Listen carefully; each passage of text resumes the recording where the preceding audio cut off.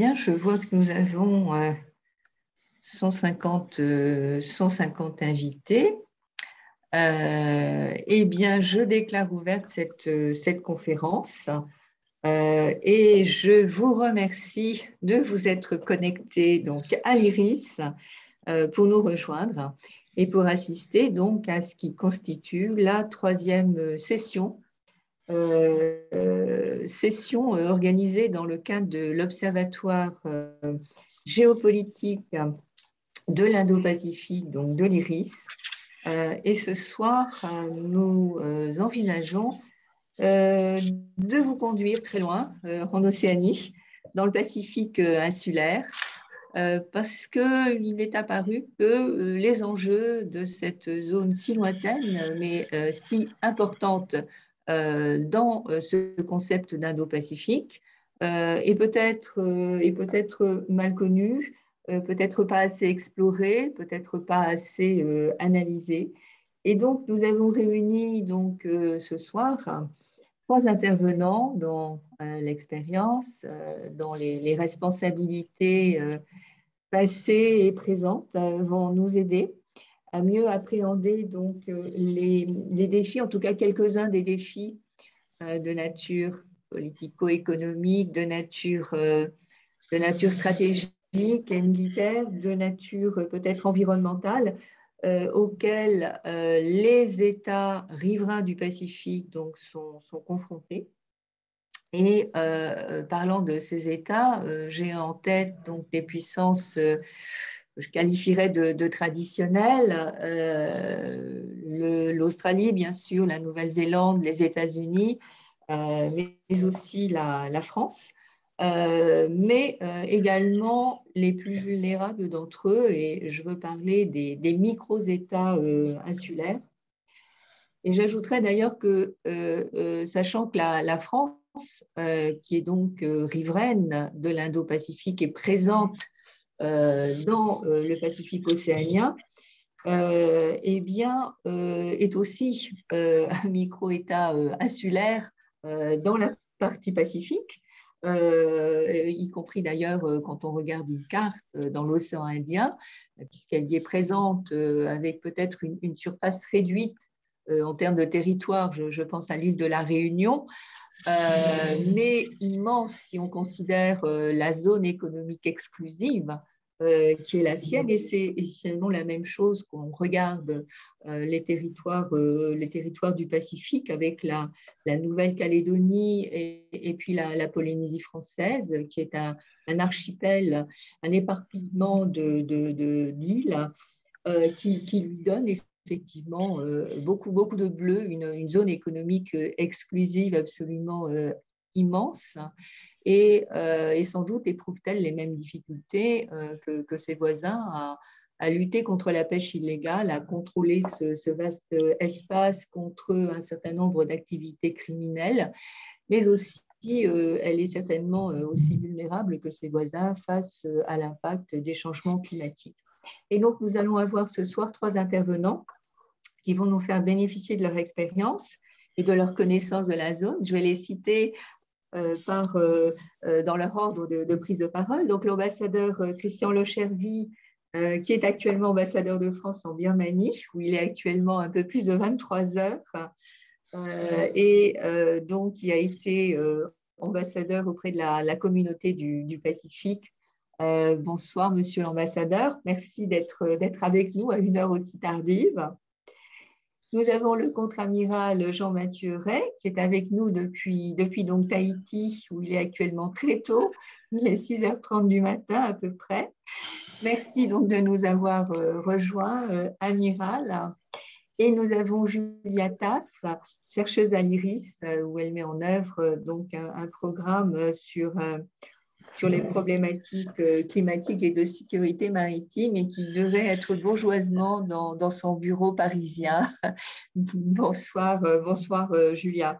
Donc, la question qui nous mobilise ce soir, d'après le thème que nous avons choisi donc, pour cette conférence, c'est la nature des stratégies pour la France et l'Union européenne, donc dans le Pacifique insulaire, la nature de ces stratégies.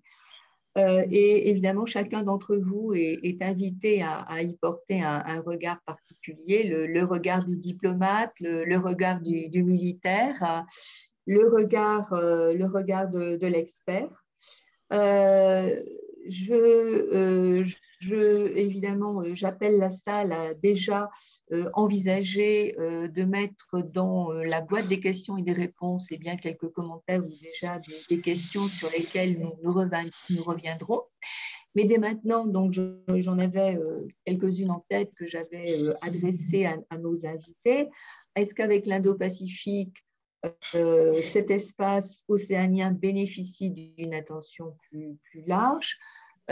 Comment investit-on cette région ou réinvestit-on cette région face à des micro-États qui se déclarent de plus en plus vulnérables et qui ont l'impression d'être un peu oubliés? Je pense à leur frustration qui s'est exprimée lors de la dernière COP, par exemple. Quels sont les atouts et les faiblesses de la France, mais bien sûr de l'Union européenne, sachant que la France est le seul pays de l'Union européenne à être représenté dans cette zone. Donc, quels sont les atouts et les faiblesses face à la région de ces deux acteurs? Et puis, une question qui est un peu inévitable et qui prend un relief nouveau au regard de l'actualité, c'est la présence chinoise. Et on peut s'interroger sur ce qu'apporte la présence chinoise, une potentielle coopération ou au contraire des fragilités supplémentaires. Et bien sûr, j'ai en tête ces discussions à la suite de la signature par les îles Salomon de cet accord de sécurité dont on ne sait pas, à vrai dire, s'il a déjà été signé ou s'il est en cours de signature, mais qui déjà suscite beaucoup de remarques assez véhémentes de la part de nos voisins australiens.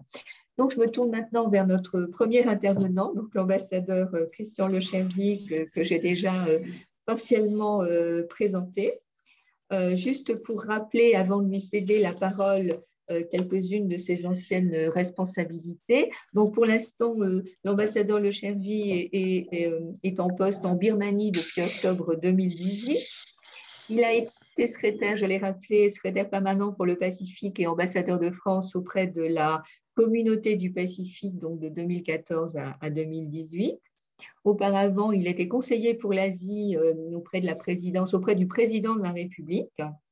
Et je voudrais mentionner aussi qu'il a été ambassadeur au Turkménistan, un pays qui ne paraît pas très, très facile, donc de 2006 à 2009. Et je n'omettrai pas de signaler que l'ambassadeur Lechervy participe à beaucoup de débats et publie régulièrement. J'ai en tête une dernière publication qui est parue dans la revue Outre-Terre, je pense en début d'année, La Micronésie au service de la politique indo-pacifique américaine. Et en novembre 2021, un article paru dans la revue de défense nationale que peut-être certains d'entre nos auditeurs ont pu parcourir, donc les collectivités françaises d'Océanie, actrices et atouts en Indo-Pacifique. On est déjà dans la problématique que vous allez traiter ce soir. Donc, je vous cède la parole, monsieur l'ambassadeur, pour 10 à 15 minutes. Merci Marianne de vos propos. Comme vous le sous-entendez, je vais m'exprimer à titre personnel, même si la Birmanie est un territoire indo-pacifique, mais il est vraiment sur la façade de l'océan Indien et ses relations avec les États insulaires sont aujourd'hui inexistantes, à la fois du fait du régime militaire qui exerce le pouvoir, mais aussi du fait de l'histoire. Première remarque sur la tension. Il est de bon ton actuellement de dire que l'actualité ukrainienne ou russo-ukrainienne écrase tous les sujets. J'observe que la question des outre-mer, des petits États insulaires du Pacifique a fait l'objet quand même en moins d'un mois de 2 séminaires à Paris. L'IRIS se prétend à l'exercice aujourd'hui, donc ça veut dire qu'il y a une attention particulière et française sur ce point. Nous abordons souvent ce sujet au travers de 3 formes d'expertise qu'on retrouve d'ailleurs avec le panel de ce soir, sous l'angle politique ou géopolitique, sous l'angle militaire et stratégique et évidemment sous l'angle environnemental. Cette approche, elle a quand même deux écueils qu'il nous faudra, je dirais, prendre en compte dans les mois et les années qui viennent. Nous avons plutôt tendance en France à sous-dimensionner l'approche économique et commerciale, qui est au cœur de l'approche indo-pacifique de nos partenaires européens et de l'Union européenne elle-même, même si la place du Pacifique insulaire est probablement un sujet, je dirais, de divergence ou d'approche différente. Et puis le dernier point, il nous faut penser les territoires insulaires du Pacifique avec les Iliens eux-mêmes, qu'ils soient ceux de nos outre-mer. On ne regarde même pas la région de la même manière selon qu'on est à Tahiti, à Nouméa ou à Mata Utu. Et il nous faut associer les territoires parce qu'ils ont, on va y revenir, un certain nombre de compétences qui leur sont dévolues par la Constitution, les articles 73 et 74 de la Constitution de la Ve République.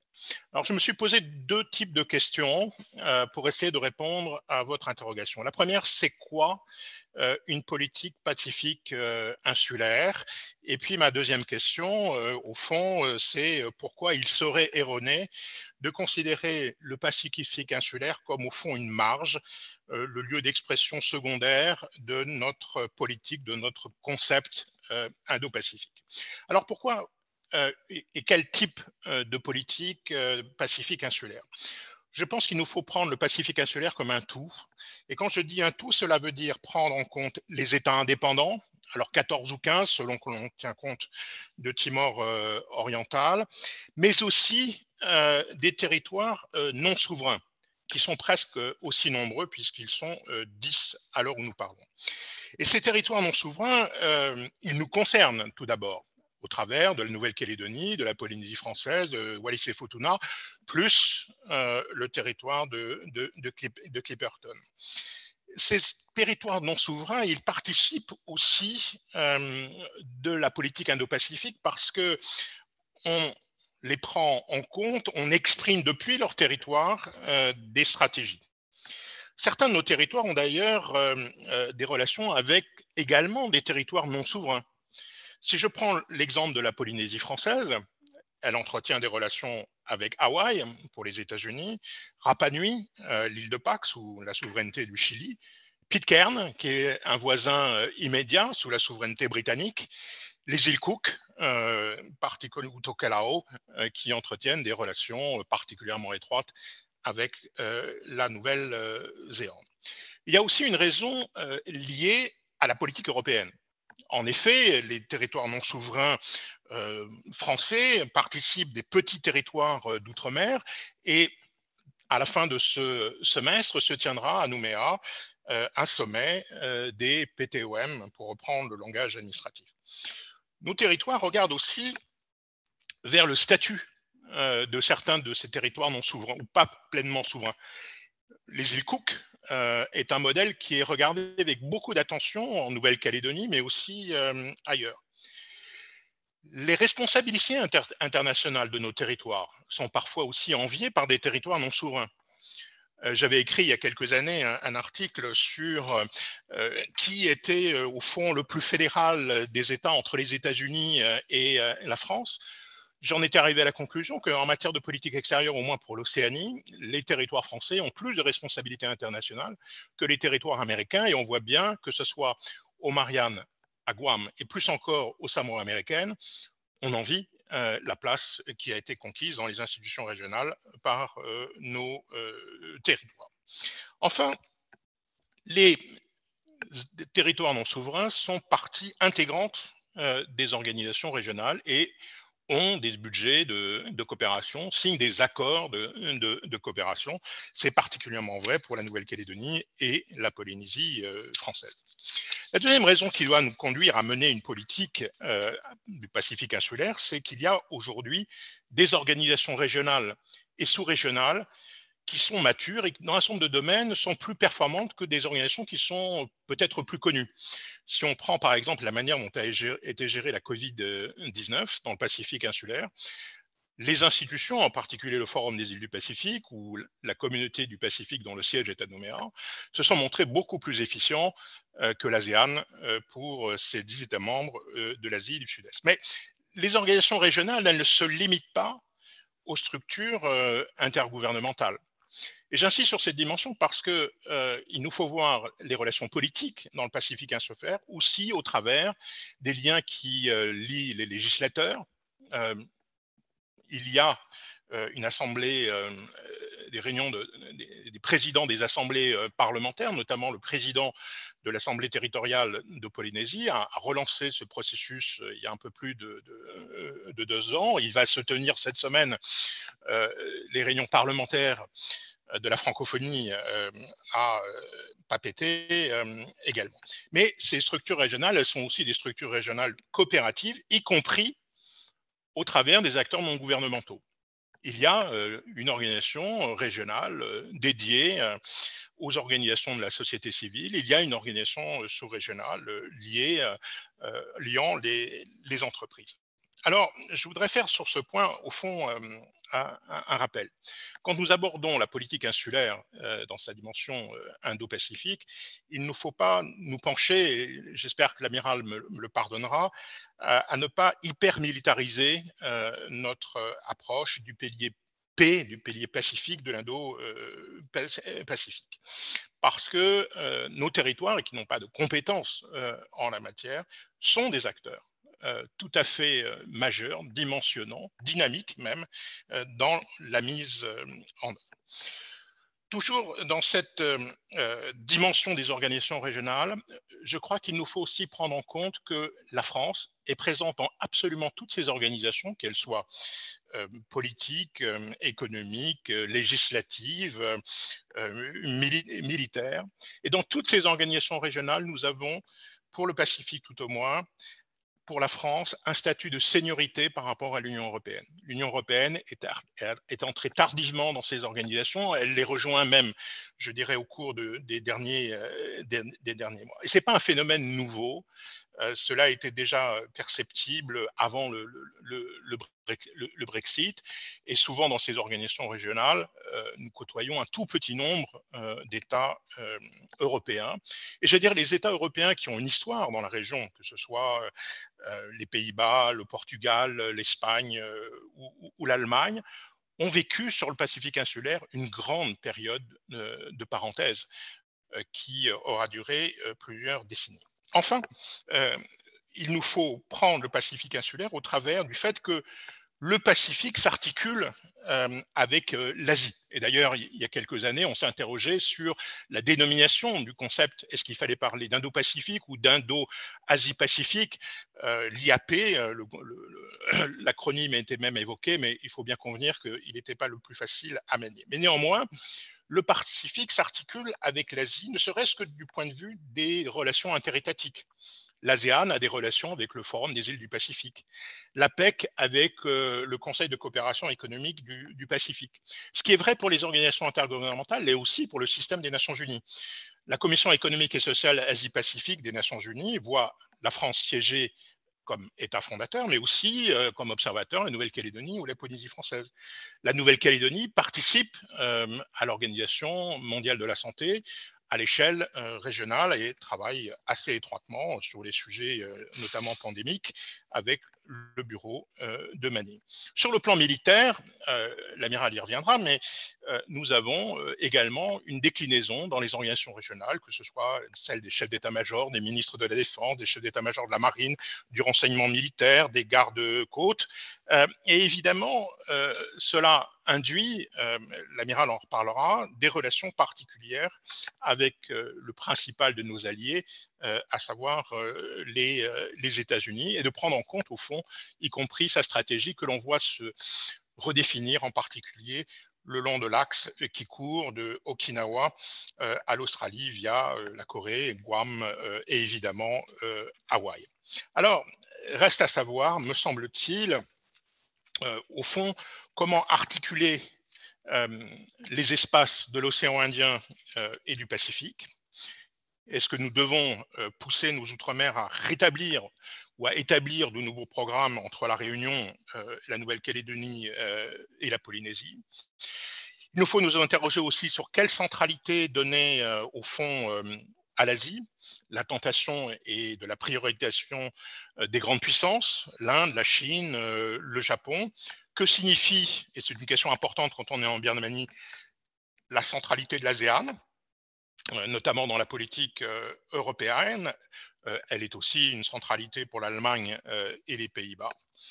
Et est-ce que cette centralité de l'ASEAN se résume à l'Indonésie, au regard à la fois de son positionnement doctrinal, c'est le moteur, je dirais, doctrinal de l'Indo-Pacifique au sein des pays d'Asie du Sud-Est, de sa géographie, à la fois participant du côté de l'océan Indien à l'IOERA, et de l'autre, ne l'oublions pas, c'est le plus grand pays mélanésien et le plus peuplé de tous les pays mélanésiens.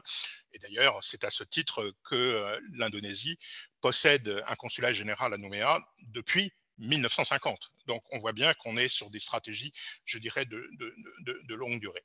Il nous faut aussi tenir, et pour notre politique insulaire, compte, je dirais, de la fragmentation en trois sous-ensembles. Alors évidemment, les anthropologues vont contester ma géographie, mais en tout cas, elle est aujourd'hui basée sur des institutions qui sont pilotées au niveau des chefs d'État et de gouvernement. Il y a, sur une base annuelle, un sommet des chefs d'État micronésiens. Il y a un groupe de fer de lance de la Mélanésie. Il y a un groupe des dirigeants polynésiens, et avec chacun d'entre eux, nos territoires sont plus ou moins liés, que ce soit au niveau macro, le Forum des îles du Pacifique, ou au niveau micro. Ce qui veut dire aussi qu'à partir du moment où il y a ces espaces sous-fragmentés, qu'il y a à définir le positionnement durable de nos territoires, le post-référendaire dans le cas calédonien, et j'allais dire le post-Covid pour ce qui concerne la Polynésie et dans une certaine mesure Wallis et Futuna, et plus encore avec la Micronésie, dont on ne sait plus très bien si elle participe encore ou non au Forum des îles du Pacifique. En tout cas, nous aurons la réponse dans les mois qui viennent. Alors, dans cette politique, il y a un certain nombre de choses qu'il ne faut pas faire. Et je vais citer au moins 3 points qu'il me semble absolument essentiel de ne pas faire. D'abord, il faut que cette politique à l'égard des territoires insulaires ne ressemble pas à une reprise en main des relations extérieures des Outre-mer au nom d'intérêts stratégiques globaux. Il faut aussi que la relation privilégie les instances régionales, ne se fasse pas au détriment des relations bilatérales.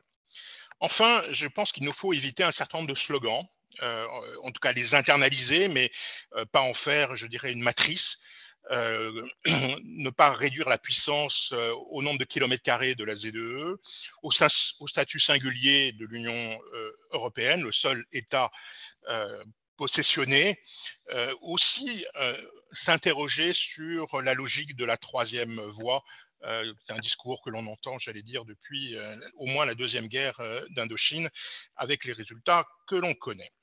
Il y a aussi, enfin, la question de l'alliance et de faire prendre garde à ne pas donner le sentiment que nous constituons une alliance occidentale au détriment des intérêts des petits États insulaires, voire même des territoires. Et cela, quelle que soit notre participation à la Quad militaire, nos préoccupations communes vis-à-vis de la Chine, ses velléités d'acteurs sécuritaires, l'endettement généré par ces politiques d'aide au développement, le discours anticolonial et impérialiste, ou les mécanismes d'influence du soft power, voire de coercition. Alors, qu'est-ce qu'il ne faut pas sous-estimer dans le Pacifique insulaire? Le premier point, c'est le nombre, tout simplement. 8% des pays de l'ONU appartiennent aux États. Et donc, dans l'Assemblée générale, la voix de Nauru pèse statistiquement, tout au moins, autant que la Russie. Le Vanuatu autant que la Fédération de Russie. Le deuxième facteur, c'est que nous avons dans cette région, pour la France, des frontières avec 8 pays. le Vanuatu pour ce qui concerne la Nouvelle-Calédonie, Pitcairn, Cook et les Kiribati pour la Polynésie française. Et puis, c'est un élément qu'il nous faut prendre en compte quand on parle de politique insulaire française dans le Pacifique, Wallis et Futuna. Nous avons des relations frontalières, Tuvalu, Fidji, Samoa et Tokelau, et donc par là même avec la Nouvelle-Zélande. Alors, nous avons ces politiques de voisinage à construire de manière bilatérale, et la marine y concourt, je dirais, avec les moyens qui lui en sont alloués, mais quand même de manière extrêmement structurante. Il faut aussi, et ça je pense le troisième facteur, insister sur notre statut d'État archipel. C'est un élément qui apparaît aujourd'hui. Il y a une diplomatie insulaire transnationale qui se met en place. En 2023, Papeete accueillera même le One Island Summit. Le président Édouard Fritsch l'a annoncé lors du sommet des océans à Brest.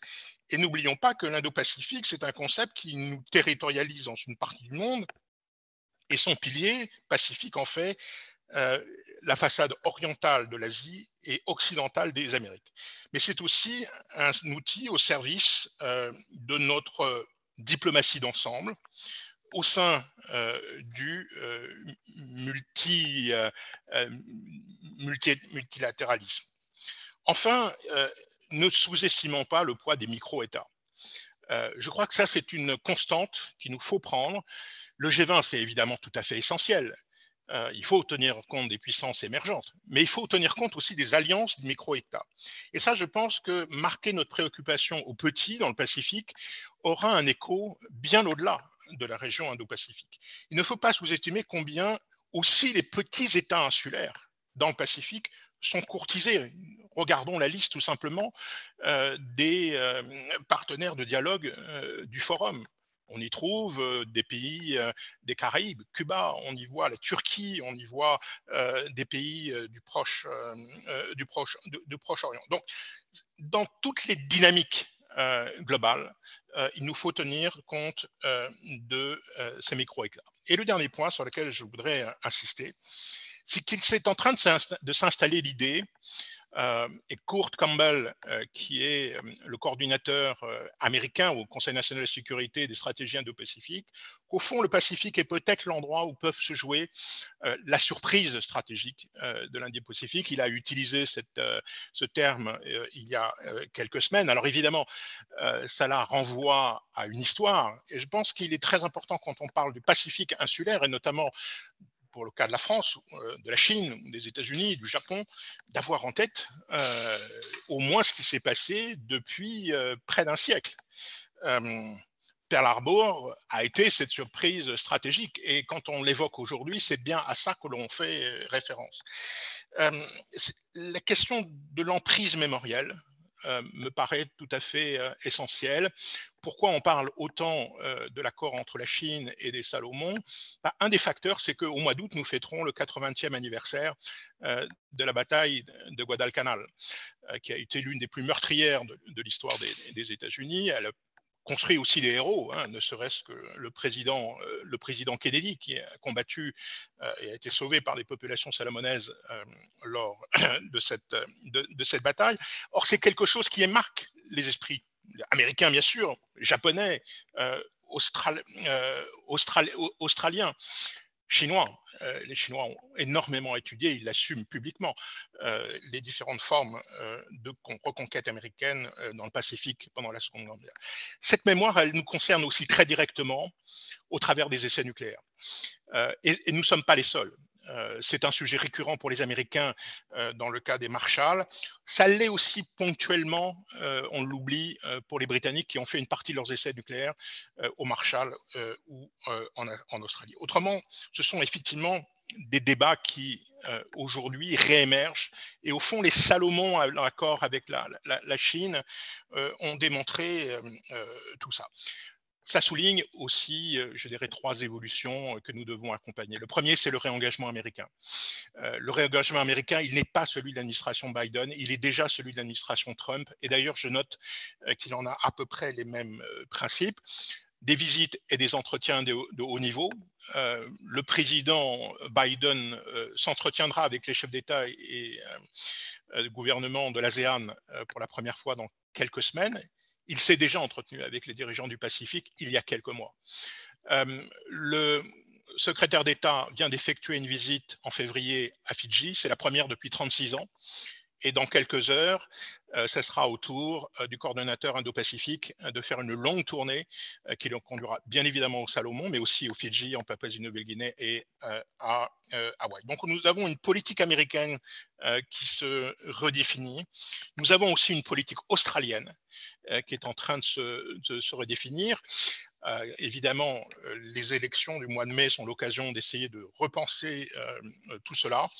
Et très clairement, il y a aujourd'hui une politique chinoise qui s'élabore dans la deuxième chaîne d'îles, celle qui avait été imaginée par Dulles en 1951 pendant la guerre de Corée contre l'Union soviétique. Et on voit bien que cette dimension nord-est asiatique est tout à fait importante. Enfin, la France a une responsabilité particulière à faire du Pacifique un élément de sa stratégie indo-pacifique. Il faut qu'il le fasse dans les 5 années qui viennent, parce que les présidences qui vont se succéder pendant les 5 années qui viennent pour le Conseil européen, aucune d'entre elles n'a une histoire particulière du Pacifique, et donc il faut que la France soit moteur, je dirais, intellectuellement. Et des séminaires comme celui-là peut-être peuvent y concourir, mais aussi dans la définition d'actions concrètes. Il ne peut pas y avoir une construction d'une stratégie indo-pacifique, a fortiori avec nos territoires, et d'ailleurs il l'exprime tout à fait publiquement, le président Fritsch de la Polynésie française l'a rappelé à plusieurs reprises, sans eux. Et donc il faut, je dirais, rendre concret dans les différentes dimensions cette politique insulaire de l'Indo-Pacifique. Merci. Merci, merci infiniment, Christian, pour cet exposé très, très riche et très dense qui restitue effectivement cette dynamique de la zone et tous ces liens, toutes ces connexions politiques, économiques qui nous donnent l'impression d'un grand dynamisme et effectivement d'une région qui vit à son rythme et qui séduit et effectivement qui est au cœur, je dirais, de construction, de reconstruction, de réinvestissement stratégique. Et qui a su d'ailleurs construire une forme d'autonomie lorsque j'ai en tête donc cette description de la place des organisations régionales, de cette politique étrangère en fait qui se noue entre ces États riverains. On voit bien une zone qui se suffit quelque part à elle-même et où, je dirais, pour garder une forme de légitimité, eh bien, il faut savoir effectivement décentrer notre regard. C'est le premier élément que j'ai pris de votre introduction. Et c'est vrai que notre construction ce soir avait quelque chose de très traditionnel avec effectivement le paysage diplomatique, le paysage militaire et la sécurité environnementale. Bon, donc nous restons un peu dans un entre-soi avec un regard très extérieur, mais j'ai bien pris effectivement l'intérêt qu'il y avait à avoir une réflexion de l'intérieur et surtout avec ce nouveau concept d'Indo-Pacifique qu'il ne faudrait pas, je dirais, donner l'impression d'apporter, d'imposer. Il y a effectivement des attentes. Je vais me tourner maintenant vers l'amiral Jean Mathuret, que j'ai déjà brièvement présenté, dont je rappelle qu'il est commandant supérieur des forces armées en Polynésie française donc depuis août 2020. Je parcours sa biographie, je vois qu'il a occupé de très nombreux postes tout au long de sa carrière à terre, en mer, en France et à l'étranger. Je rappellerai que de 1994 à 2004, l'amiral a servi dans la marine à bord de différents navires et a commandé la Glorieuse en 1996. Que de souvenirs, amiral. Vous avez fait un passage au Quai d'Orsay, je m'en souviens personnellement. Hein. C'était au poste responsable de la coopération de sécurité et défense pour l'Asie et l'Amérique latine. vous êtes reparti au cœur de la marine, au sein de la marine du Levant à Toulon, pour ensuite reprendre les navigations au long cours, notamment sur le Forbin, que vous avez commandé de 2009 à 2011. Je vais m'arrêter là pour vous passer la parole dans vos actuelles responsabilités. Je vais devoir partager mon écran pour faire apparaître votre slide en bonne et due forme sur l'écran. Est-ce que ce slide est à l'écran actuellement? Est-ce que vous le voyez? Ça me paraît bien. Ah, donc je vais l'agrandir selon les conseils qui m'ont été récemment donnés pour qu'il puisse s'occuper. Voilà, je fais disparaître la petite mosaïque. Ah, mais alors on ne vous voit pas si je fais disparaître la mosaïque. C'est pas bien. Ah ben voilà, vous voilà. Vous êtes dans une petite mosaïque à l'écran et je vais peut-être revenir sur le premier slide. Super. Voilà. La parole est à vous, Amiral. Merci, merci Marianne. Yaorana à tous, comme on dit ici à Tahiti. Merci à l'IRIS pour son accueil et tout particulièrement à Marianne Pérondoise, grâce à qui je peux m'exprimer devant vous. J'aurais préféré le faire en personne, hein, puisque maintenant c'est à nouveau possible, en face de vous ou à vos côtés, mais je note la chance qui est la mienne d'apporter la vision des forces armées françaises sur ce thème capital de nos stratégies dans le Pacifique insulaire. Il est difficile de s'accorder, hein, comme l'ambassadeur l'a rappelé, sur la définition de l'Indo-Pacifique. Je me permets, en propos liminaire, de rappeler mes attributions. Marianne nous l'a dit, mais en tant que commandant des forces armées basées en Polynésie, je suis aussi commandant interarmé pour la zone Asie-Pacifique. C'est-à-dire mon périmètre est le Pacifique, de Malacca aux Amériques. Lorsque des forces armées françaises opèrent dans cette zone, elles sont sous mon commandement. Zone, donc, le Pacifique, avec un focus actuel plutôt sur l'Extrême-Orient, dont la mission antiprolifération nucléaire au large de la Corée. Ici, en anglais, j'y reviendrai, Waito, en français, ou plus précisément en tahitien, ce qui veut dire aigle, c'est le nom de cette mission contre la prolifération nucléaire. Bon, les éléments que j'apporterai au cours de ce webinaire traiteront donc en priorité de ma zone de responsabilité, le Pacifique, même si j'ai servi dans l'ensemble de cette zone d'Indo-Pacifique, à partir de la Réunion, à partir de Nouméa, ça a été dit, à partir de Tahiti à plusieurs reprises. Mais, donc, bien évidemment, le marin et le chef militaire que je suis garde à l'esprit l'ensemble des dynamiques et problématiques, même au-delà de la zone qui est la mienne aujourd'hui. Donc, cet Indo-Pacifique est devenu le centre du monde. En 2018, la France a commencé à utiliser ce concept en remplacement de celui d'Asie-Pacifique. Ça a été dit par l'ambassadeur de Cherville. C'est ainsi que la même année est parue notre stratégie Indo-Pacifique. Elle a d'ailleurs été mise à jour très récemment. Dans cette dernière version, nous prenons en compte le nouveau pacte AUKUS, et la nouvelle relation qui en découle entre la France et l'Australie. Ce changement de l'Asie-Pacifique à l'Indo-Pacifique n'est pas que sémantique, mais reflète bien une nouvelle vision du monde. L'intérêt stratégique pour la zone a été initié, on s'en souvient, par le président Barack Obama et son pivot asiatique. Et depuis, la région est au cœur de nos préoccupations et la France y agit notamment par sa diplomatie bleue, ça a été évoqué, diplomatie tournée vers les océans. La présidence française actuelle de l'Union européenne a permis, par exemple, la tenue du One Ocean Summit à Brest, qui a été déjà évoqué.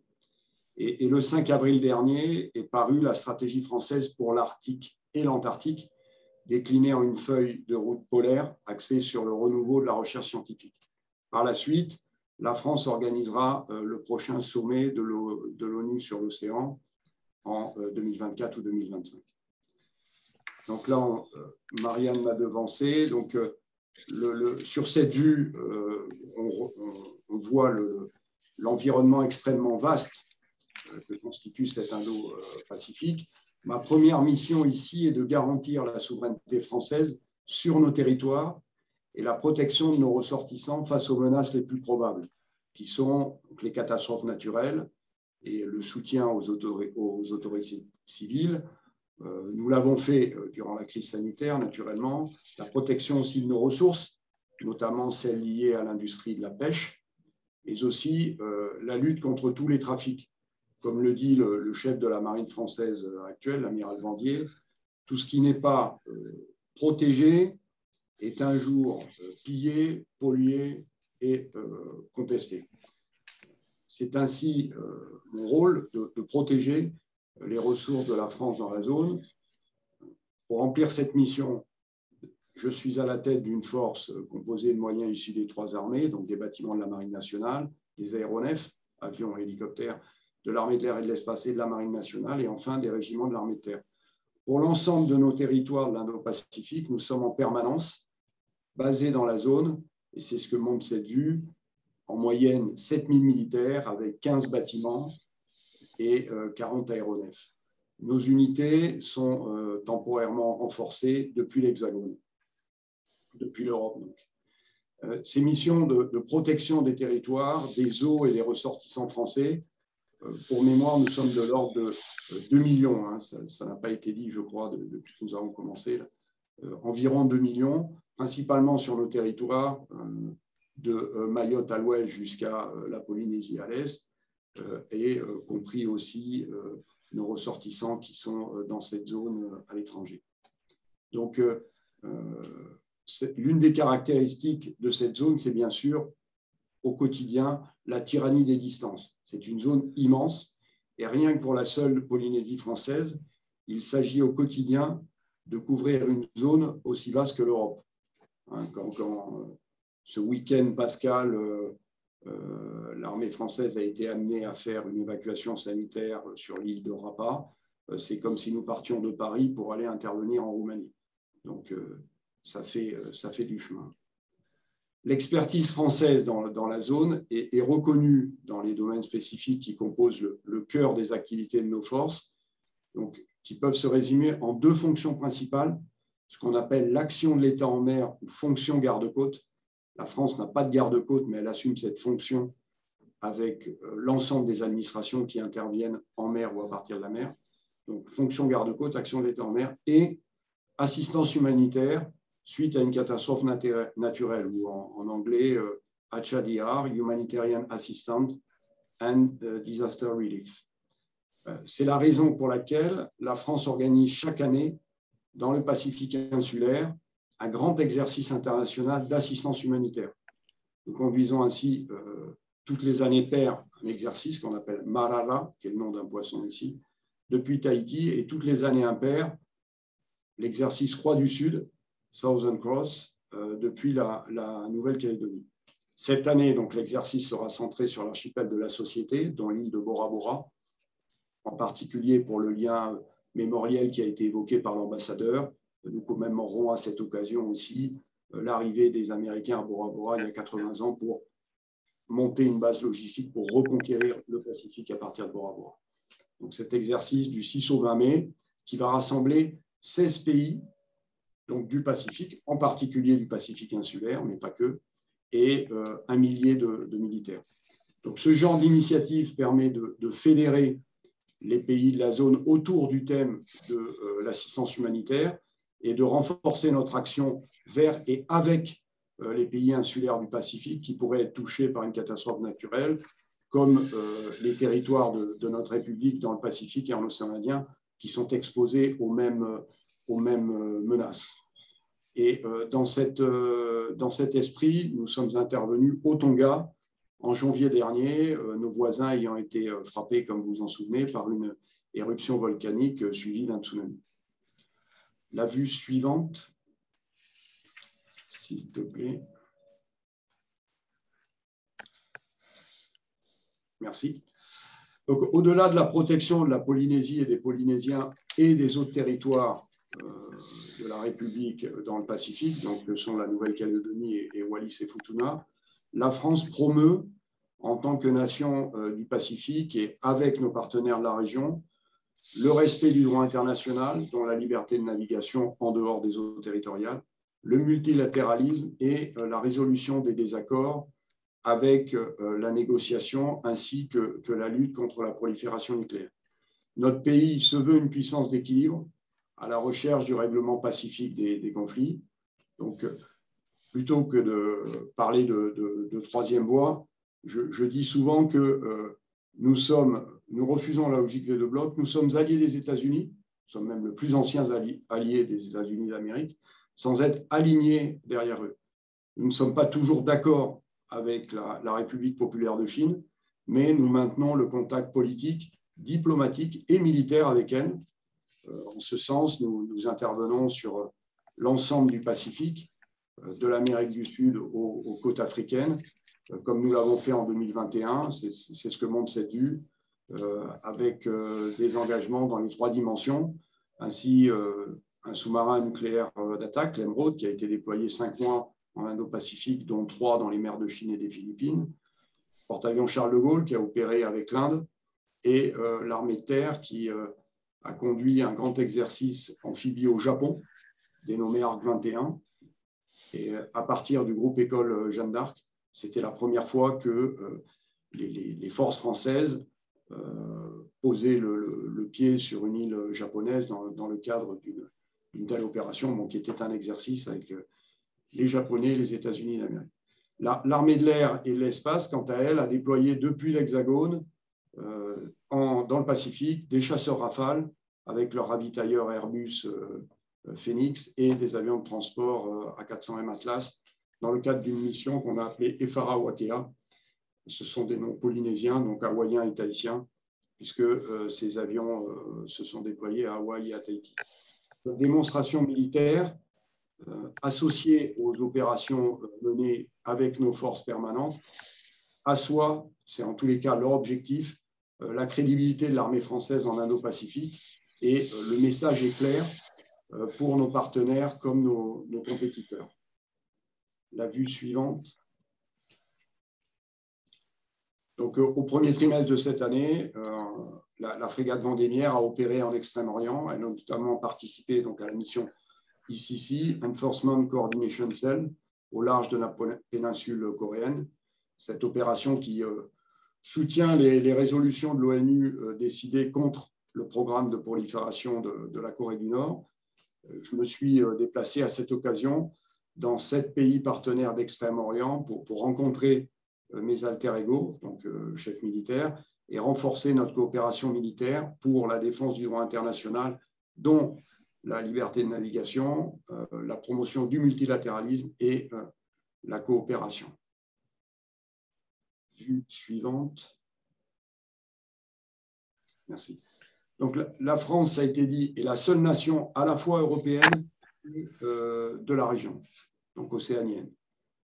Elle porte ainsi, autant que possible, la voix de l'Union européenne, dont le soutien au multilatéralisme. À mon niveau, l'échange de nos visions stratégiques avec nos partenaires doit contribuer à la stabilité de la zone. Le dialogue est le plus sûr chemin vers la paix, et il évite l'escalade et prévient les malentendus.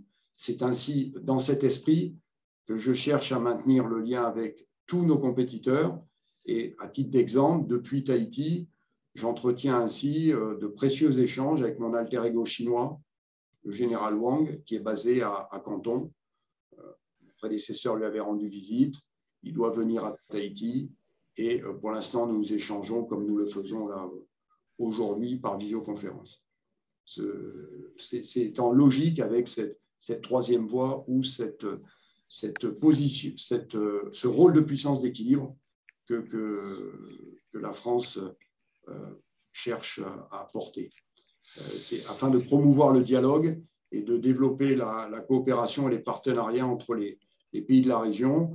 Nous avons en particulier organisé en novembre de l'année dernière un séminaire des gardes-côtes du Pacifique, ici à Tahiti. Cet événement, qui était le premier du genre, s'inscrit dans la suite du sommet France-Océanie de juillet 21, lors duquel ce séminaire avait été annoncé. Et cela permet de renforcer très concrètement la sécurité maritime, de mieux surveiller nos ZE, nos zones économiques exclusives, d'échanger des informations dans le domaine maritime et de réaliser des entraînements conjoints. La prochaine itération de ce séminaire se tiendra en Nouvelle-Calédonie au mois de juin 2022, donc dans 2 mois. Je participe aussi, ça a été évoqué par l'ambassadeur, régulièrement aux nombreux symposiums dans la zone. Je représente ainsi le chef d'état-major des armées au Chief of Defense Symposium et le chef d'état-major de la marine à différents symposiums comme le Western Pacific Naval Symposium ou la Sea Power Conference le mois prochain à Sydney. Dans cette perspective, la France montre un intérêt marqué pour adhérer à un certain nombre d'institutions, en particulier d'ASEAN, telles que l'ADMM+. Je pense que nous pourrons y revenir lors des questions. Nous sommes aussi engagés dans l'assistance humanitaire suite aux catastrophes naturelles, comme je le mentionnais plus tôt, à travers le mécanisme FRANZ, par exemple, FRANZ voulant dire France, Australie, Nouvelle-Zélande, qui a permis d'intervenir de façon coordonnée avec ces 2 États auprès des Tonga. J'évoquais cette opération et une aide humanitaire a pu être transportée à bord de patrouilleurs de la marine et d'avions militaires au départ de la Polynésie et de la Nouvelle-Calédonie. La vue suivante.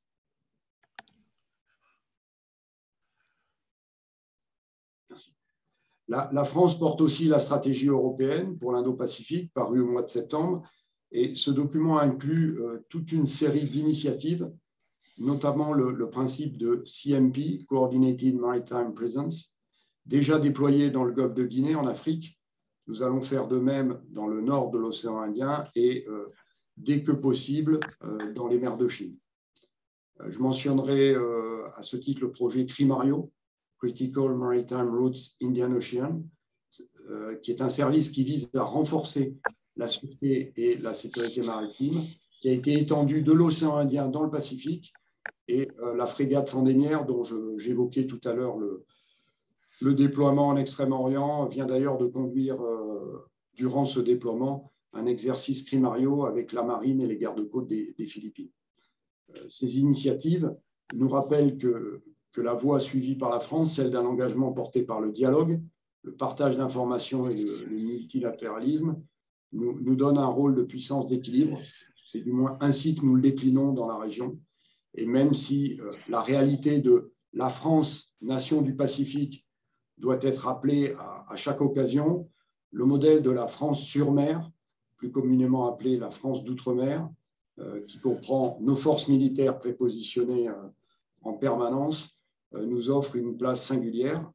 Elle nous donne notamment accès à une autonomie d'appréciation de situation indispensable dans le contexte géopolitique actuel, de plus en plus instable et de plus en plus dangereux.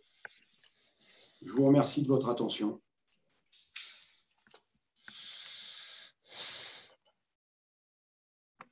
Merci beaucoup, Amiral. J'ai du mal à reprendre la main sur le slide voilà, qui est fait. Nous revenons à nos petites mosaïques. Oui, on a bien pu mesurer l'intensité de la diplomatie bleue qui était déployée par la France, une diplomatie finalement assez traditionnelle hein, qui reproduit en fait des échanges, des partenariats très ancrés, très anciens. J'ai un petit souvenir sur France, sur les accords France, qui sont souvent au cœur de discussions et de dialogues stratégiques comme étant l'exemple parfait dans la zone d'une coopération à vocation, je dirais, humanitaire pour venir en aide à tous nos voisins. Mais aussi une forme de diplomatie militaire de haut niveau avec tous ces symposiums et ces dialogues à vocation militaire qui permettent aux hauts responsables de la zone de se rencontrer et donc, vous avez bien insisté là-dessus, de dialoguer. Et je pense que comme certains dans l'assistance, j'ai quand même noté une intense activité opérationnelle pendant toute l'année 2021. Avec effectivement donc, la mission Jeanne d'Arc, mais aussi cette mission Marianne organisée autour de la patrouille d'un sous-marin qui peut-être en a surpris plus d'un sur les capacités françaises, sachant que ce discours sur les capacités, je ne vous étonnerai pas en revenant là-dessus, est quand même au cœur des interrogations quant à l'empreinte française et quant à l'effort qu'elle peut déployer dans la zone avec ses moyens. Et la carte nous montre bien les difficultés finalement à se déplacer d'un point à un autre, que ce soit avec un bateau ou un avion. Je me tourne maintenant vers notre troisième intervenante, Julia Tass. Julia, je vais sacrifier à la coutume et vous présenter en quelques mots, en recourant aussi à ce vouvoiement très professionnel, sachant qu'on se connaît comme avec l'amiral et l'ambassadeur, mais donc nous avons choisi d'adopter ce ton un petit peu cérémonieux. Donc Julia est chercheuse à l'IRIS et donc je l'ai dit, elle est notamment responsable de ce programme climat, énergie et sécurité, qui fait qu'elle a co-dirigé avec autorité l'Observatoire géopolitique donc des enjeux des changements climatiques en termes de sécurité et de défense au profit donc, du ministère des Armées, de la DGRIS avec François Gémen. Il y a eu énormément de publications, de travaux, dont certains peuvent être consultés et sont sur le site de l'IRIS. Julia donc, est spécialisée sur les enjeux maritimes. Elle a travaillé avec beaucoup de structures diverses, d'organisations d'ONG, l'Organisation des Nations Unies pour l'agriculture, donc la FAO, sans oublier l'Agence française de développement. Et je voudrais, avant de vous céder la parole, mentionner que vous venez de publier une géopolitique des mers qui vient de sortir donc, aux éditions Erol, publié et co-dirigé avec Sébastien Abyss, un ouvrage avec une quarantaine de fiches sur des domaines très divers, allant de la géopolitique à des approches beaucoup plus techniques. Et j'invite les personnes qui nous écoutent à le feuilleter. Voilà, Julia, je vous cède la parole pour 10 à 15 minutes de présentation, sachant effectivement qu'il nous restera, il faudrait préserver une vingtaine de minutes. J'ai déjà une dizaine de questions dans la petite box. Merci beaucoup, Marianne, pour cette introduction élogieuse. Comme ça a été mentionné en tout début du webinaire, je ne suis pas basée dans l'Indo-Pacifique et dans le Pacifique Sud, et donc je vais avoir un point de vue qui sera nécessairement subjectif et peut-être biaisé sur les questions, n'étant pas native non plus de cette région-là, mais je vais essayer de me concentrer sur certains défis de sécurité non traditionnels que l'on retrouve dans cette zone, qui ont été un peu mentionnés, et puis revenir sur la sécurité environnementale et la manière dont les pays du Pacifique Sud perçoivent la menace environnementale et comment ça peut aussi devenir un atout pour la France et pour l'Union européenne. Donc ça a été dit, le Pacifique Sud, c'est une zone très étendue.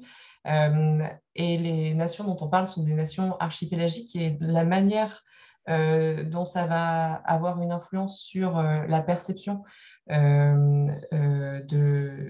leur territoire par les populations locales, c'est que ce sont des territoires avec des contraintes fortes, notamment parce que les espaces sur lesquels vous allez pouvoir vous installer restent restreints, et avec des immenses espaces maritimes à surveiller, à contrôler, ce qui est parfois compliqué.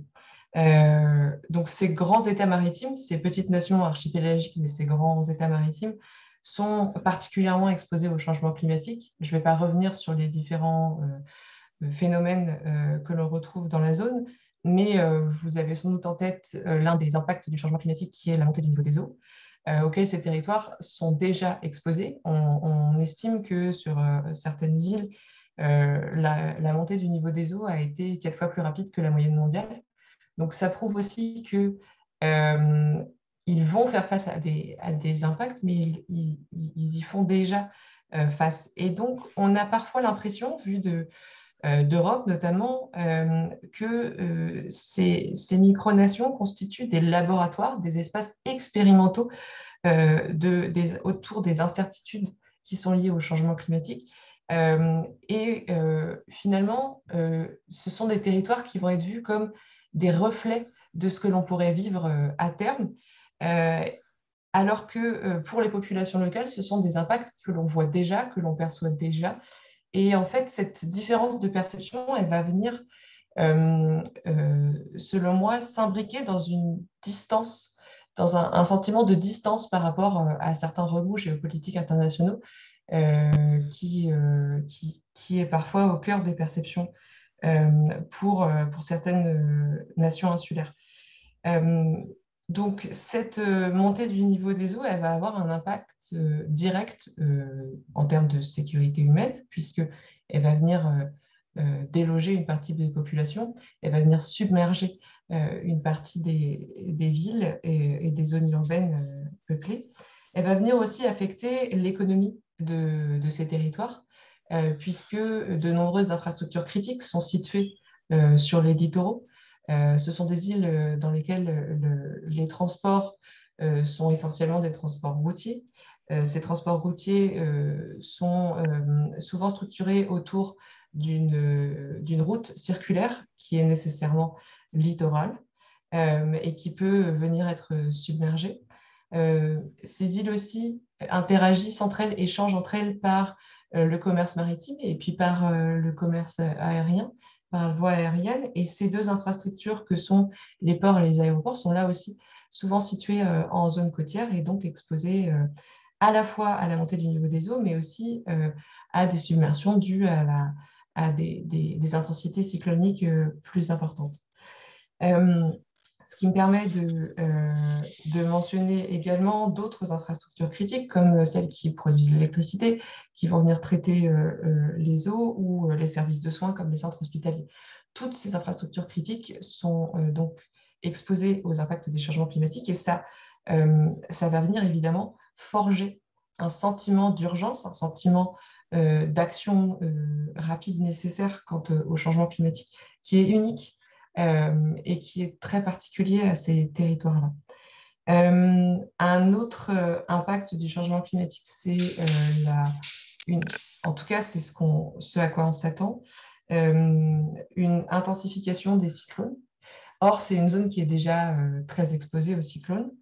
Et donc, ça va venir là aussi appuyer sur le besoin en termes d'adaptation, mais aussi en termes de dispositifs de secours aux populations, ce qui a été mentionné par l'amiral, puisque c'est aujourd'hui au cœur de la coopération, que ce soit la coopération militaire ou la coopération politique, le secours, l'aide, l'assistance et le secours aux populations post-catastrophe. Et puis, un autre impact qu'on va un peu moins mentionner ou qui peut paraître un peu moins évident, c'est celui des sécheresses, puisque le régime des précipitations va être perturbé, notamment par une fréquence plus élevée des phénomènes qu'on appelle El Niño. Ça pourrait mener pour certaines îles à des sécheresses qui vont venir être finalement renforcer peut-être un stress hydrique qui est déjà présent, puisque ce sont des îles qui vont s'appuyer sur des nappes phréatiques qui sont parfois très exploitées, surexploitées, et qui vont faire face à la salinisation qui est due à la montée des eaux. Donc, toute la convergence de ces impacts du changement climatique va venir évidemment perturber la manière de vivre, la façon de vivre et les conditions de vie de ces territoires insulaires, que ce soit sur les infrastructures critiques, comme je l'ai dit, mais aussi sur l'agriculture, sur parfois la connexion au reste du monde, que ce soit par le transport comme par le numérique, avec les câbles sous-marins qui peuvent faire face à des événements, que ce soit sismiques ou climatiques. Et puis, un dernier aspect, c'est l'aspect traditionnel, la manière de vivre, la culture, qui fait face d'une part à la disparition de certains territoires, ce qui est évidemment très compliqué à vivre, et puis d'autre part à une émigration croissante vers des zones qui sont considérées comme plus sûres dans la région. Comment faire face à une une immigration d'une certaine partie de la population, notamment des plus jeunes, vers la Nouvelle-Zélande, vers l'Australie, vers la Nouvelle-Calédonie, pour certains d'entre eux, parce qu'il y a cette menace permanente, notamment des impacts des changements climatiques, au-delà évidemment des raisons financières et économiques pour lesquelles ces personnes vont travailler dans d'autres pays. Un dernier aspect très environnemental, c'est la pêche et la surpêche. Ça a été mentionné également auparavant. Évidemment, une partie des protéines qui sont apportées par les régimes alimentaires de ces nations insulaires repose sur la pêche, qui aujourd'hui fait face à différents problèmes, le premier étant la surpêche et l'arrivée de flottilles, de flottes de pêche de nations de la façade asiatique notamment. Et puis, pour la pêche côtière, le blanchiment des coraux et le déplacement de certains stocks halieutiques vers des zones éloignées qui vont venir compliquer les activités de pêche des populations de certaines îles. Et donc, face à cette évolution des conditions environnementales, il y a un sentiment de frustration, un sentiment aussi d'angoisse, évidemment, qui va se refléter dans la manière dont certains de ces nations investissent notamment la gouvernance climatique, puisqu'ils se sont rassemblés sous des coalitions dans le cadre de la Convention cadre des Nations Unies sur le changement climatique pour porter le message de l'urgence, pour porter le message de l'adaptation. Et c'est là où, personnellement, je vois un possible réinvestissement de la région par l'Union européenne, pas forcément par la France qui a un rôle particulier à jouer, mais c'est l'Union européenne qui représente la France au sein de cette gouvernance climatique, l'Union européenne qui se pose comme leader sur ce sujet et qui, pour réinvestir cette région, d'une part doit reconnaître l'urgence qui est liée à ces sujets-là, doit reconnaître aussi son rôle, parce que ce qui est particulier pour la France et pour l'Union européenne, c'est de faire partie de cette région, mais d'en être aussi d'être les responsables du changement climatique et donc d'être les responsables de tous ces bouleversements. Donc c'est assez délicat de venir marquer une préoccupation quant aux impacts de ces changements climatiques sans pour autant véritablement changer les pratiques. Donc il faut qu'en matière de diplomatie climatique, il y ait de vraies marques de preuves de bonne volonté de la part de l'Union européenne. Et ça peut passer par des soutiens financiers, ce qui est une demande récurrente des territoires de la région dans différentes arènes.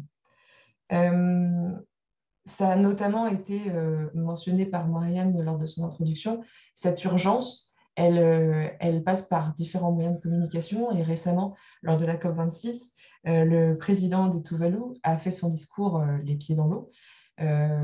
C'est une manière de communiquer qui montre l'inquiétude de ces territoires-là.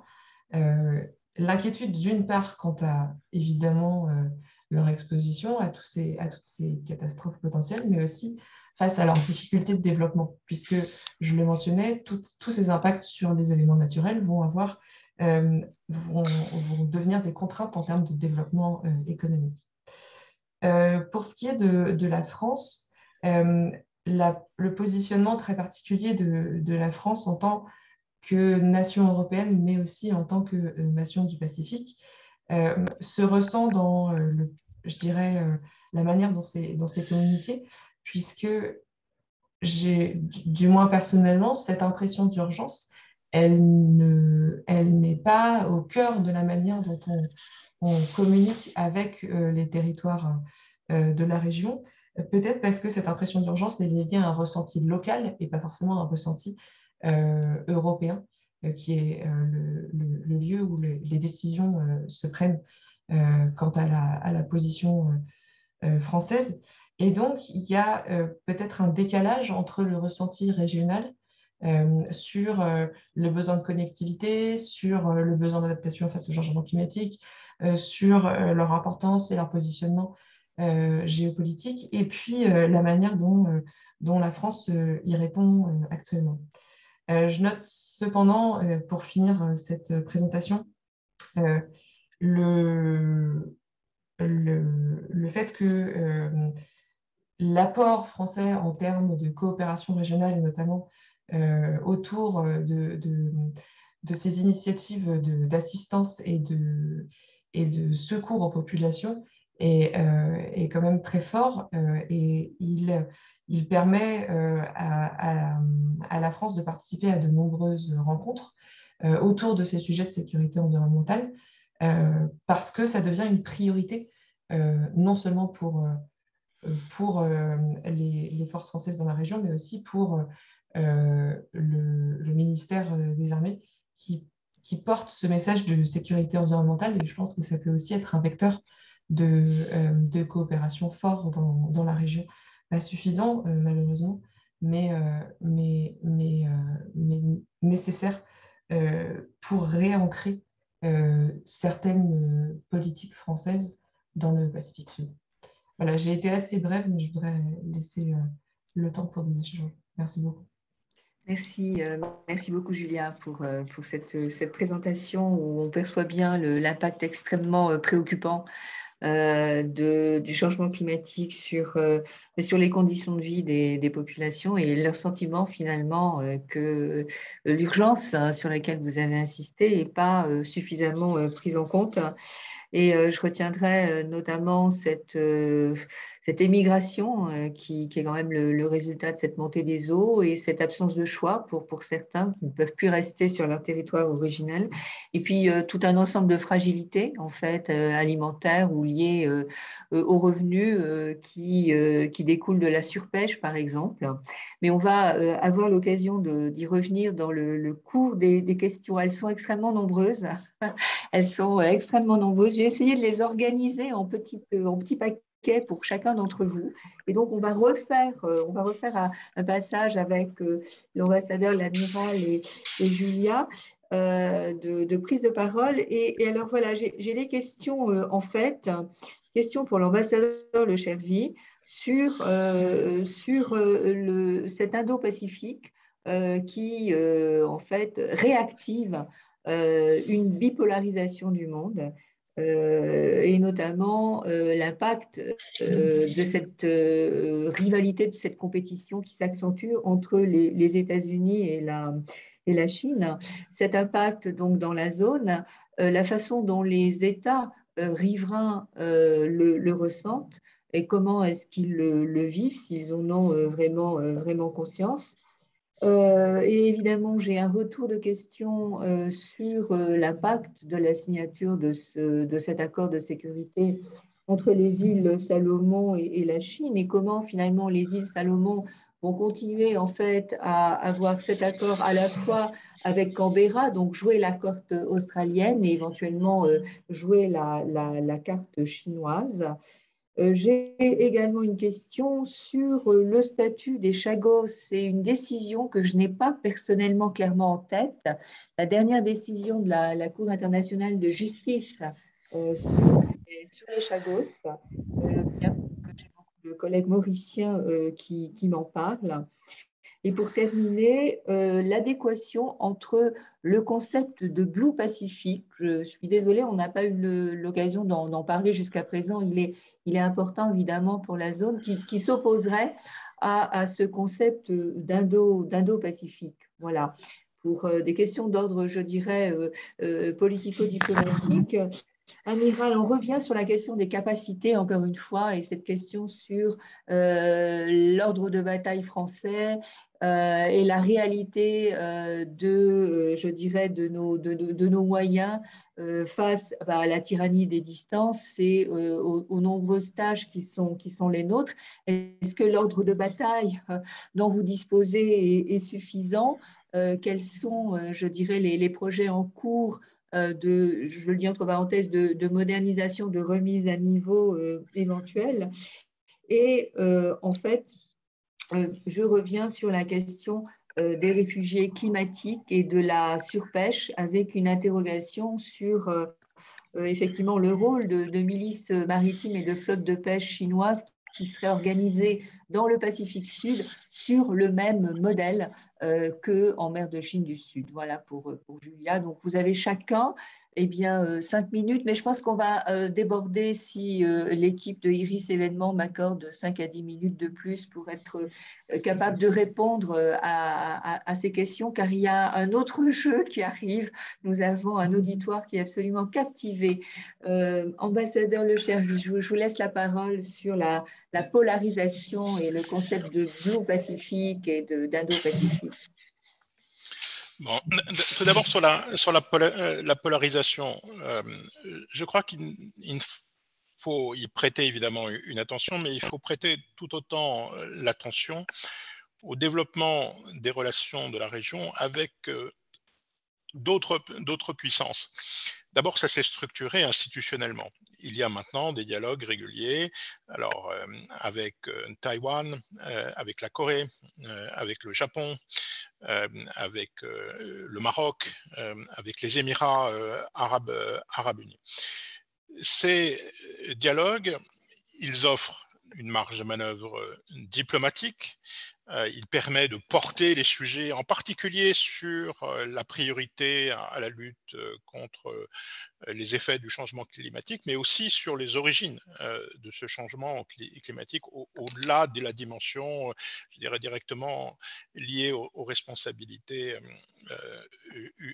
humaines. Donc, cette marge de manœuvre est tout à fait considérable et elle offre des ressources financières aussi tout à fait conséquentes. Je crois qu'il faut se mettre en tête que tout le monde parle à tout le monde aujourd'hui et que les budgets de coopération suivent évidemment la mise en place de toutes ces institutions. Sur l'accord sur les Salomon, c'est le premier accord à caractère sécuritaire signé entre la Chine et un État insulaire du Pacifique. Cet accord, il a deux dimensions.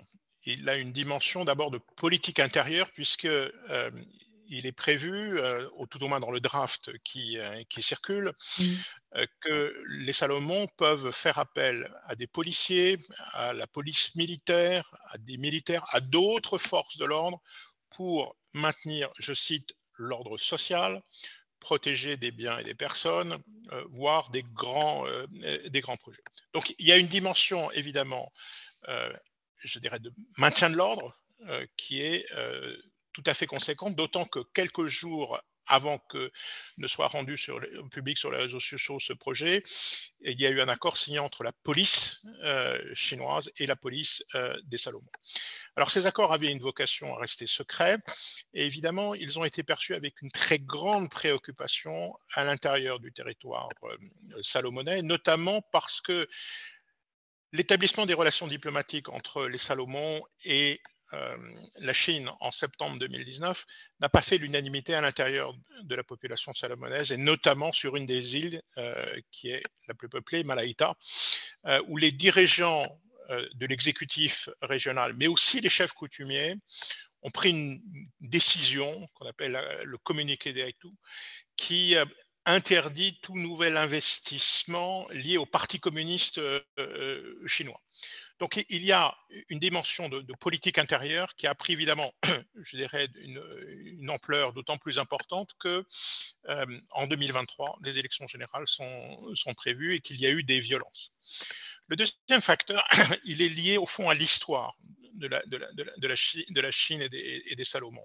Certes, les deux pays ont établi des relations diplomatiques seulement en 2019, après près de 36 années de relations avec Taïwan, mais depuis 2000, à plusieurs reprises, et notamment en 2006, les Chinois ont conduit des opérations d'extraction de ressortissants.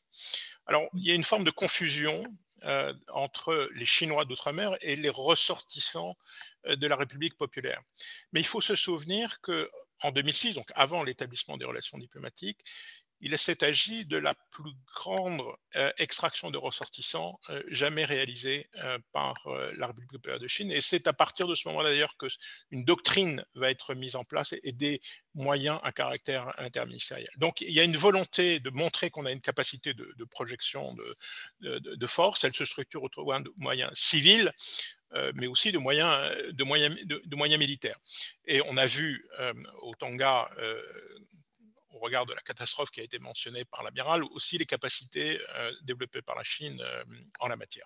Et puis, il y a une deuxième dimension à cet accord qui porte sur la possibilité, quand il y a des besoins de la Chine, alors on ne sait pas très bien ce que ça veut dire, de pouvoir déployer des moyens navals pour du soutien. Alors, on ne sait pas très bien quels sont les navires qui sont concernés, quelle est la durée de cette mission.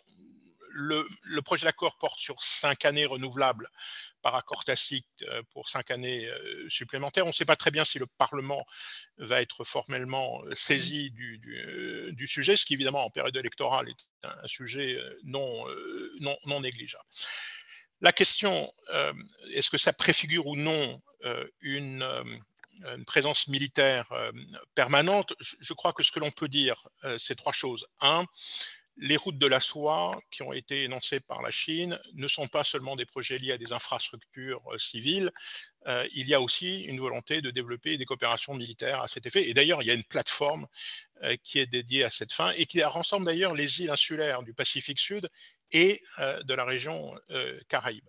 Et le ministre de la Défense, lors de la dernière réunion de ce forum des hautes autorités militaires, a évoqué la dimension militaire et sécuritaire des routes de la soie. Donc, il y a cette dimension, et puis il faut bien reconnaître qu'en termes de points d'appui, en dehors de Djibouti, aujourd'hui, la Chine ne dispose d'aucune facilité. Alors évidemment, les Salomon, c'est pas seulement Guadalcanal, on est au cœur de l'articulation entre l'Est et l'Ouest du Pacifique, entre le Nord et le Sud.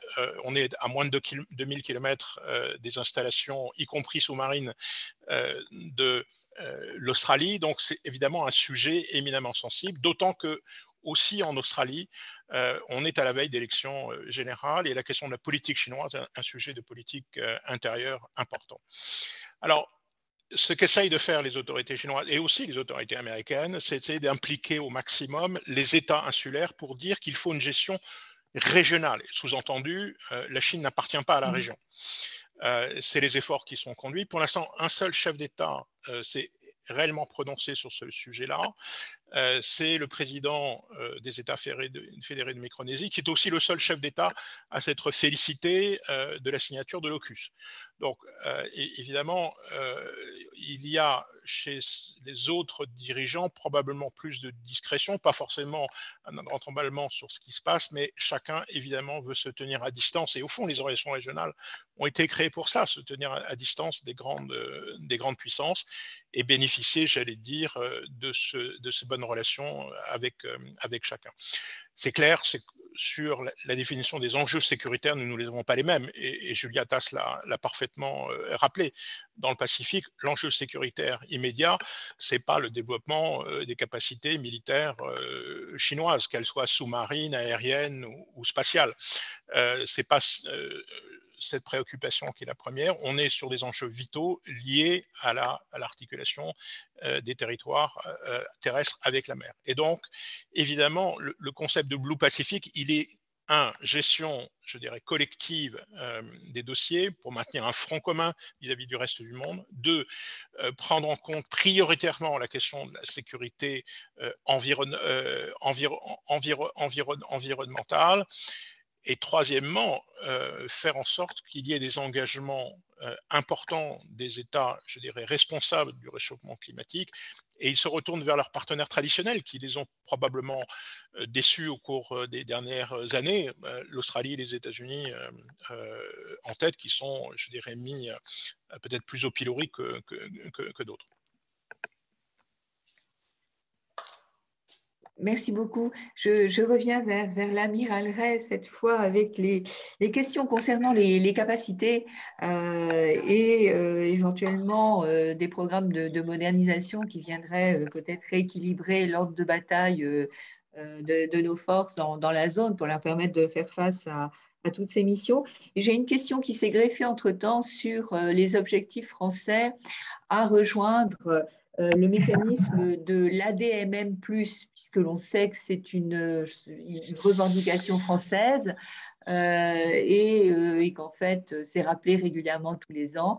Et donc, j'ai un de nos auditeurs qui s'interroge sur nos objectifs et puis nos chances d'être admis au sein de l'ADMM+.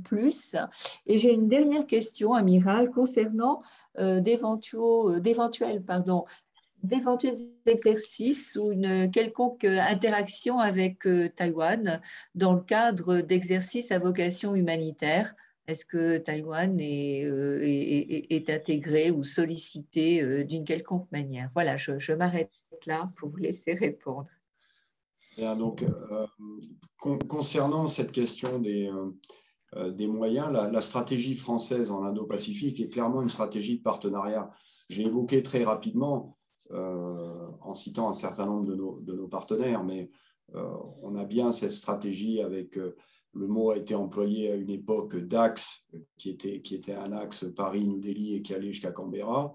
Bon, là, depuis AUKUS, les choses ont évolué, mais il y a bien une stratégie française de partenariat avec des grands partenaires qui restent des alliés comme, bon, j'ai cité l'Inde, les États-Unis d'Amérique, le Japon, et une volonté française de développer au sein de l'ASEAN des partenariats privilégiés avec les partenaires qui souhaiteraient se rapprocher de nous. Certains pays ont quand même des liens très forts dans les domaines qui sont les miens, les domaines militaires au sein de l'ASEAN. Je pense à Singapour et la Malaisie, mais d'autres pays se tournent vers nous. De connexion avec Tahiti. Ah voilà, Amiral, on vous entend de nouveau. D'accord. Donc, j'étais en train de parler de l'ASEAN, de dire qu'on avait déjà des relations fortes avec Singapour, la Malaisie, et que d'autres s'ouvraient de façon... Ouais. Non, ça ne marche plus. Moi, je vous ai entendu en continu, en tout cas. D'accord, merci. C'est Marianne alors qui doit se déconnecter. Oui, donc je disais l'ASEAN et donc Singapour, Malaisie et des ouvertures vers l'Indonésie. L'ADMM+. Et l'Indonésie, sans oublier dans nos partenariats l'Amérique latine, où le Chili a en commun avec la France le fait d'être un pays multicontinental. Et mes amis chiliens me le rappellent en disant on est d'Amérique du Sud, on est d'Océanie avec Rapa Nui, ça a été cité par l'ambassadeur, et on est d'Antarctique. Et donc, des objectifs communs qui font que nous avons un intérêt à développer des partenariats avec tous ces pays. Mais pour pouvoir développer un partenariat, il faut présenter un intérêt pour nos partenaires. Et c'est pour ça que chez nous, il faut être en mesure de répondre aux besoins de nos concitoyens, de nos protections. Et c'est pour ça que ce soit pour le Pacifique, en Calédonie, en Polynésie, mais aussi à Wallis et Futuna, nous faisons en sorte de faire respecter notre zone économique.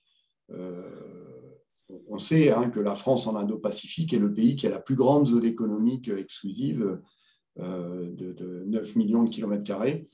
Et donc, la nécessité de la protéger avec des bateaux, des avions.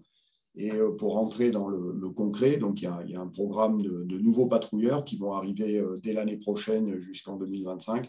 6 nouveaux patrouilleurs qui vont être basés à La Réunion, en Calédonie et en Polynésie pour améliorer notre couverture, sachant que les zones économiques de nos territoires d'Indo-Pacifique ne sont pas violées, ne le sont plus. Ça a été à une époque une préoccupation autour de Kerguelen. Ça me rappelle à titre personnel de bons souvenirs. On a attrapé ces gens-là. on les a mis au trou et on a confisqué leurs bateaux. Certains de leurs bateaux sont maintenant nos patrouilleurs Marine nationale ou des affaires maritimes. Mais il faut continuer à être vigilant, il faut continuer à être en mesure de protéger. Donc, ces nouveaux patrouilleurs, développement aussi d'avions de surveillance maritime. On a actuellement des avions qui s'appellent des Falcon Guardian et on va avoir de nouveaux modèles pour améliorer la qualité de notre couverture avec des avions qui vont plus loin, qui ont de meilleurs senseurs pour pouvoir améliorer cette surveillance. Et il y a aussi notre capacité d'action dans cette immensité, j'ai parlé de la tyrannie des licences, cette immensité du Pacifique, donc avoir des avions avec un meilleur rayon d'action. Lorsqu'il y en a eu besoin, les A400M Atlas ont été déployés dans le Pacifique, quand il a fallu aller chercher nos ressortissants qui étaient bloqués, les uns en Nouvelle-Zélande, les autres à Rapa Nui ou en Australie. Ce sont ces avions qui sont venus les chercher. Quand il a fallu déployer des vaccins pour nos territoires d'outre-mer de la même façon, ce sont ces avions militaires qui sont venus. Pour l'instant, ils ne sont pas basés en permanence, mais l'un des objectifs est de les baser en permanence pour avoir cette capacité permanente d'intervenir au travers de l'immensité du Pacifique. Et enfin, les futures frégates, j'ai parlé du Vendémiaire, donc ce sont des frégates qui commencent à dater maintenant, qui vont être remplacées. Et donc, il y a des réflexions effectivement en cours qui ne sont pas dans la loi de programmation actuelle. Donc là, pour l'instant, ce sont des hypothèses de travail, mais pour moderniser et améliorer les capacités de ces bateaux, de leurs remplaçants, capacités militaires, parce qu'il y a eu une militarisation, parce que plus de 50% des sous-marins dans le monde sont dans le Pacifique, parce qu'il y a ce développement-là, et la France va faire en sorte d'avoir des moyens dans cette partie du monde. C'est en tous les cas un projet, et c'est une position que je défends, en rappelant qu'à une époque, au début de nos essais nucléaires, parce que c'était la priorité stratégique du moment pour la France, il y avait 60% de notre marine qui était en Polynésie française, parce qu'on y menait à l'ouverture du centre d'expérimentation du Pacifique des choses qui étaient stratégiques pour nous. Donc, on avait eu cette capacité à l'époque, et on avait conduit cet effort. Là, on voit bien en particulier, ça nous écarte de l'Océanie qui est au cœur de notre sujet, mais dans l'Extrême-Orient dont j'ai parlé tout à l'heure, une militarisation qui fait que nous avons besoin d'unités dites de premier rang, donc on emploie quelquefois le terme de haut du spectre, et qui nous viennent pour l'instant de l'Hexagone, qui nous viennent d'Europe, et qui pourraient être basées aussi dans le Pacifique. Nous y avons des capacités pour entretenir ces bateaux et ces avions, comme nous l'avons fait par le passé. Certes, c'était d'autres générations de matériel, mais la France a eu ces capacités, et donc, il y a des réflexions en ce sens. Mais encore une fois, au moment où je parle, printemps 2022, les décisions ne sont pas prises.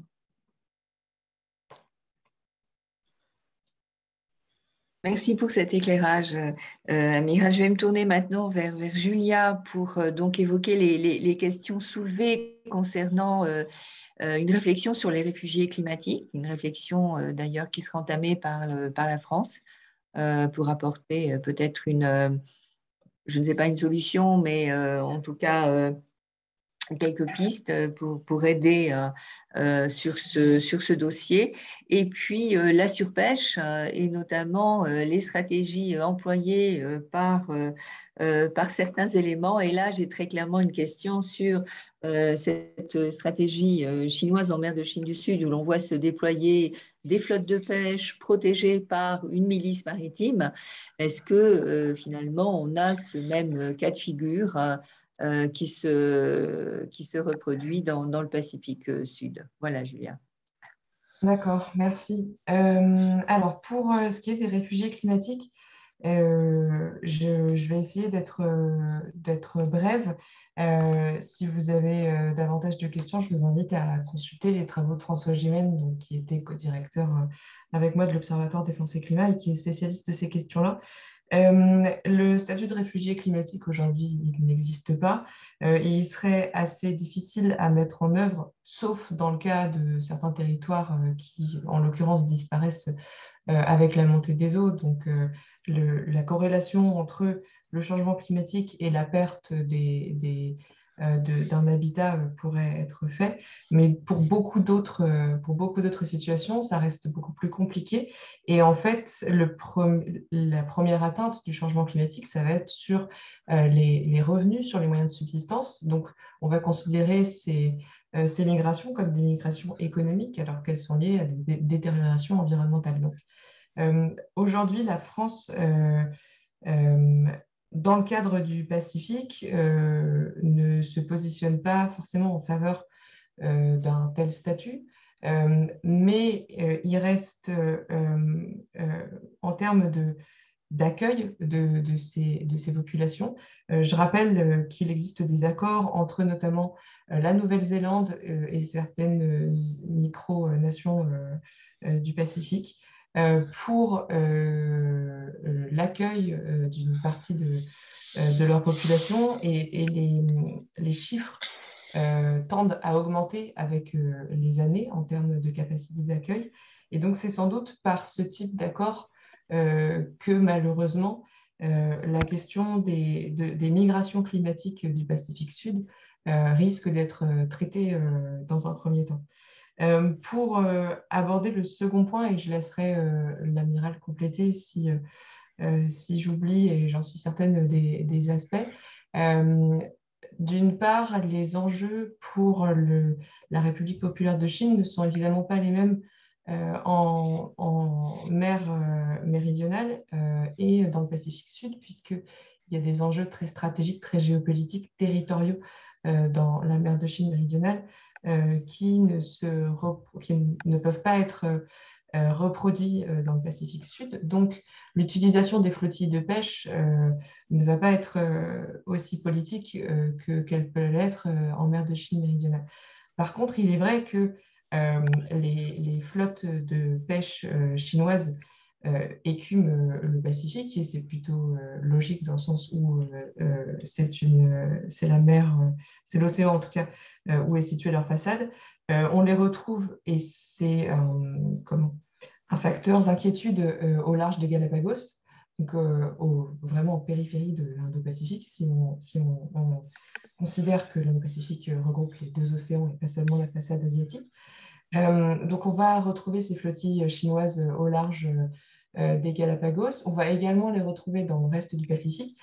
Il y a deux espèces qui sont beaucoup pêchées. Le thon, d'une part, et ça, c'est une espèce de haute mer, donc les enjeux en termes de ZE vont peut-être être moindres. Et puis, et c'est une pêche qui tend à augmenter, le concombre de mer, qui peut paraître anecdotique, mais le loturi est une espèce qui se vend très cher sur certains marchés asiatiques et qui est une pêche qui nécessite soit une pêche d'eau profonde qui va venir détruire une partie des écosystèmes, soit une pêche côtière, puisque ce sont des concombres de mer qui sont sur les fonds marins.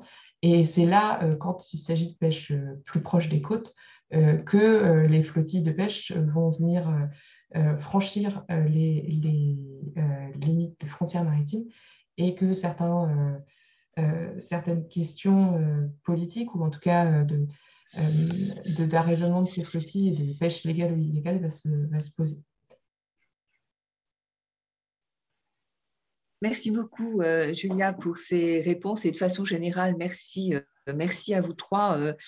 Nous avons largement débordé, je m'en excuse auprès de vous et de notre auditoire d'une dizaine de minutes, mais c'est la preuve de l'intérêt suscité par vos présentations respectives. J'avoue qu'il reste encore des questions qui malheureusement seront en suspens. Je m'en excuse auprès des participants. Je voudrais rappeler qu'effectivement, cette séquence, cette conférence a été enregistrée, donc vous pourrez retrouver les présentations de l'ambassadeur Lechervy, de Madame Julia Tass et de l'amiral Ray, ainsi que nos échanges très prochainement. Alors, je crois qu'il est temps peut-être de terminer cette journée pour vous, Monsieur l'ambassadeur. Il est très tard. Il est très tard en Birmanie. La journée commence pour l'amiral Jean-Mathieu Ray, qui a bien débuté avec nous. Merci encore. Et à très bientôt, Julia. On pourra se croiser, je pense, dans les couloirs de l'Iris. Voilà, cette conférence est terminée. Merci encore d'y avoir participé. Au revoir. Merci beaucoup. Au revoir.